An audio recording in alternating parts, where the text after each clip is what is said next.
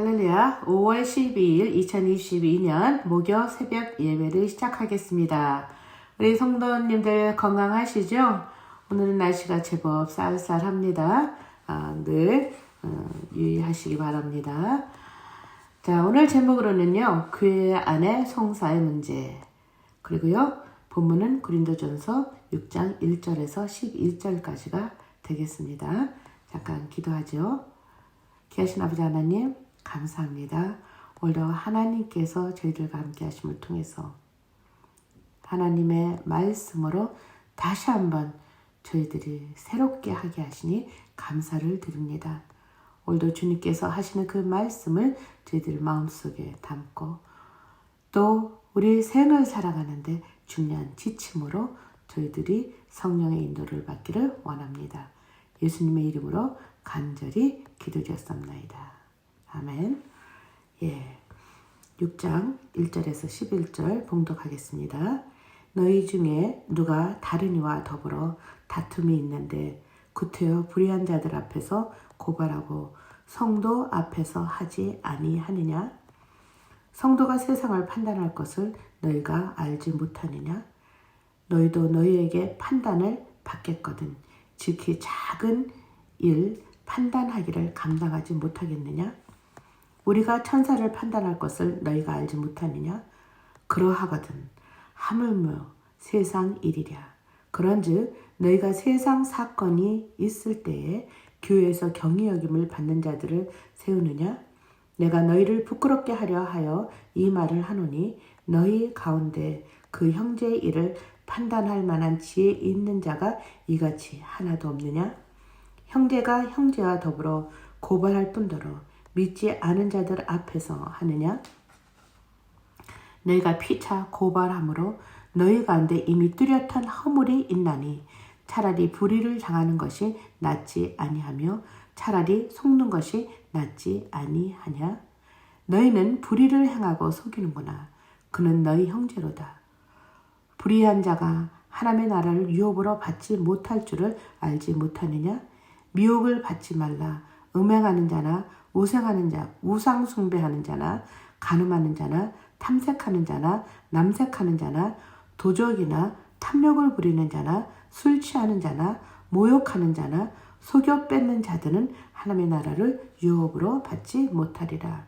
너희 중에 이와 같은 자들이 있더니 주 예수 그리스도의 이름과 우리 하나님이 성령 안에서 씻음과 거룩함과 의롭다 하심을 받았느니라. 아멘. 지금 요즘 저희들이 계속해서 이제 고린도 지역을 지금 또 고린도 전서를 통해서 이제 고린도 지역에서 일어나고 있는 일들을 저희가 지금 가고 있지 않습니까? 쉽게 생각하면 이 고린도라고 하는 이 지역은요 항구 도시잖아요.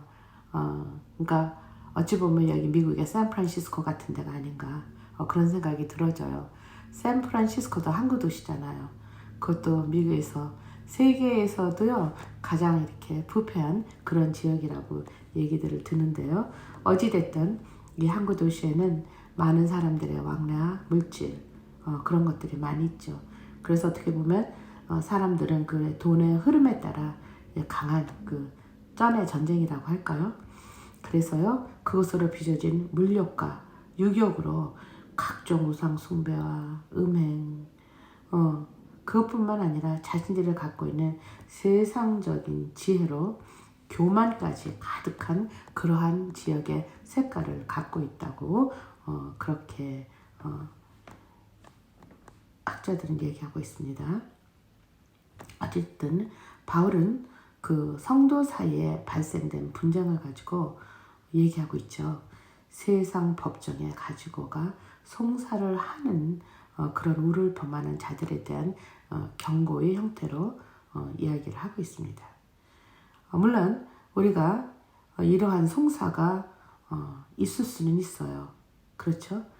부득이 그 교우 사이에 분쟁이 발생하더라도 이것을 세상 법정에 즉 교회 내에서 해결을 하도록 여기에서 촉구를 하고 있다라는 것이죠. 그래서 여기 1절에서 그 불의한 자들이라고 얘기하고 있잖아요. 여기서 불의한 자들이라고 하면 누구겠습니까? 한마디로 얘기해서 세상의 가치관대로 살아가는 사람, 즉 세상의 잣대로 그러니까 하나님과는 전혀 관계없이 살아가는 그런 사람이라고 의미하면 이렇게 이해를 하시면 될 것 같습니다. 그러면 성도란 또 뭐예요? 성도란 누굴 얘기하고 있어요? 여기 우리 고린도 교회 성도들, 즉 너희들은 주의 거룩함을 더디고 구별되고 하나님의 부름을 받은 자. 더 나아가 우리가 보면요, 여기에서 베드로전서 2장 9절에서는 왕같은 제사장이라고 했고요. 마태복음 19장 28절에는 예수님과 함께 세상을 심판할 자라고 했어요. 더 나아가 누가복음 22장 30절에는 그 이스라엘 12지파와 함께 그 다스림과 심판의 권세를 갖고 있다라는 거죠. 그래서요, 여기 사도 바울도 얘기하죠. 천사까지도 저희들을 흠모하는데 세상에 이러한 권세를 갖고 있고 이러한 권한을 갖고 있는 엄청난 성도들이 어찌 그 조그만 일을 하나를 세상의 법정에 그 판단에 의뢰를 할 수 있냐는 것이죠.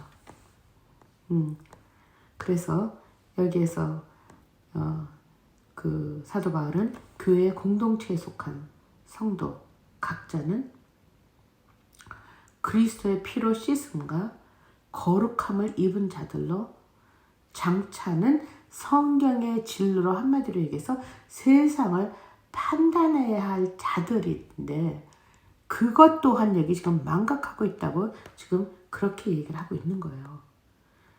그래서요, 우리는 그리스도의 그 권세를 받은 자로 세상에 나가 빛과 소금의 역할을 해야 할 그러한 위치에 있는 너희들이 그러한 모든 것들을 까맣게 잊어버리고 어찌 세상 법정에 가느냐라는 거죠.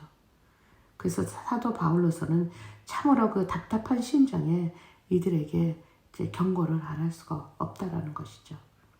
게다가 십자가의 사건은 예수님께서 세상의 불의와 불법으로 저주의 십자가를 지시고 우리 또 그들을 위해서 희생 제물이 되었었잖아요. 그래서 이사야서 54장 7절은 뭐라고 얘기하십니까?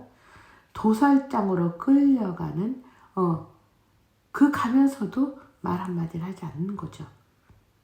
그래서 그러한 비참한 고통 속에서도 예수께서는 오히려 저들이 하는 짓을 알지 못한다고 그 사도 바울의 말씀을 통해서 말을 우리가 신약 성경에도 있습니다. 마테마가. 어찌됐든 여기에서 얘기하는 것이 바로 무엇을 얘기하는, 즉 사도 바울은 무엇을 말하라고 하는 것이에요. 한마디로 간단하게 얘기를 하면 고린도 교회 성도들이 도무지 어떻게 보면 믿음이 없다고 한탄하지는 않았지만 어떻게 보면 이 고린도의 성도들한테 항상 그 어린아이라는 말, 즉 어린아이라고 하는 말은 영적 미성숙자라는 거잖아요. 그래서 어찌 보면 이들은 복음의 기초, 즉 그리스도 예수를 통해 이미 제사함과 의롭다 하는 인침을 받은 자들임까지를 너희들은 인식을 하고 있지 못하느냐. 그런 기초까지가 어떻게 보면 흔들린다라는 것이죠. 그러면서도 이 고린도 교회 사람들은 자기 자신들이 그 똑똑하고 아주 지혜가 있다라는 말로 그러한 말로 자랑을 참 많이 한 사람이에요. 그래서 여기서 은사에 대한 것도 나오잖아요. 은사의 자랑이죠. 그래서 사도 바울은 그 지혜라는 의미를 정확하게 고린도전서 1장 28절 30절에 말을 하고 있습니다. 천한 것, 멸시받는 것들과 없는 것들을 택하사 강한 것들을 부끄럽게. 왜냐하면 아무 육체도 하나님 앞에서 자랑을 못하게 하려고 하심이라고 바울은 말씀을 통해서 설명을 하고 있는 것이죠. 여기에서 보니까 그런 생각이 들어지네요. 우리가 그리스도 예수를 믿는, 즉 그리스도 예수 앞에 온 사람들은 여러 가지 많은 서로 다른 사정을 가지고 있어요. 즉 주님을 만난 순간도 다 달라요. 자, 근데 여기 보니까 바울을 통해서 예수에 대한 복음은 들었어요. 그런데 문제는 뭐냐면 그들에게 그 십자가를 통과한 복음의 경험이 없다라는 것이에요. 그래서 한마디로 얘기하면 그런 경험이 없기에 내 이웃을 내 몸같이 사랑해야 할 사랑의 운명체로서, 어떻게 보면 더 정확히 말하면 서로 간의 십자가로 이어진 피의 공동체로 각자가 하늘의 시민권을 가진 자들로 절대 유일의 공동체로 서로 묶여있는 사람들이잖아요. 이런 사람들에게 서로에게 어떠한 누나 해를 끼치는 일을 저지르지 말라는 것이죠. 그래서요, 교회 공동체는 평화와 일치를 위해 성도 각자가 말씀 안에서 자제하며 더 나아가 상호 양보와 욕심을 제하게 되면 겸손을 실천할 수 있다는 것이죠.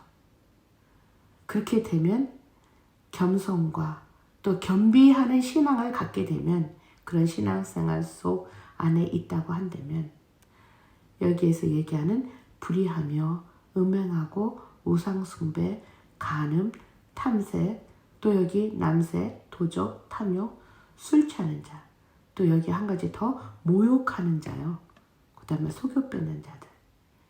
이러한 자들은 하나님의 나라를 유업으로 받지 못하리라고 사도 바울은 정확하게 경고를 하고 있습니다. 사실 지금 앞에서 제가 지금 이렇게 얘기한 모든 것을 지키고자 하는 마음은 우리 스스로는 할 수가 없어요, 사실.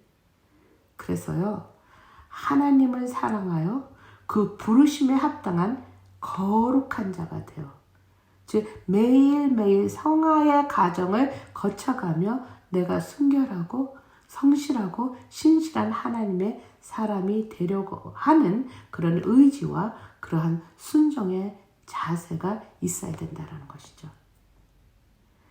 그런데 여기 굉장히 중요한 말은 11절에서 하는 것처럼, 말씀한 것처럼 너희 중에 이와 같은 자들이 있더니 주 예수 그리스도의 이름과 우리 하나님의 성령 안에서 씻음과 거룩함과 의롭게 하심을 받았느니라고 이렇게 얘기하는 것은,